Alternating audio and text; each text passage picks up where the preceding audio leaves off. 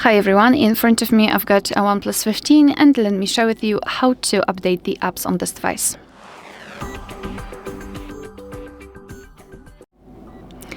So let's start with making sure that we've got the internet connection, and I highly recommend using Wi-Fi instead of mobile data, and then we can enter the Play Store. Obviously, you will be able to follow all of my steps if you've got your Google account added to the device. If you wish, you can check our tutorial of how to add or remove a Google account here in this device, or you can do it on your own after entering the Play Store. Now we have to tap on the circle in the right upper corner, which is our account, and then go to Manage Apps and Device.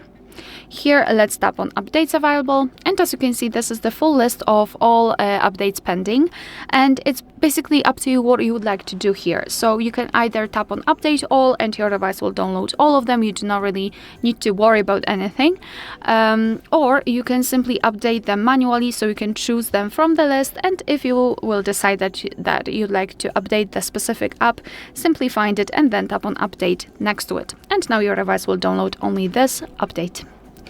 Alright, so that will be all. Thank you so much for watching. Please hit the subscribe button and leave the thumbs up.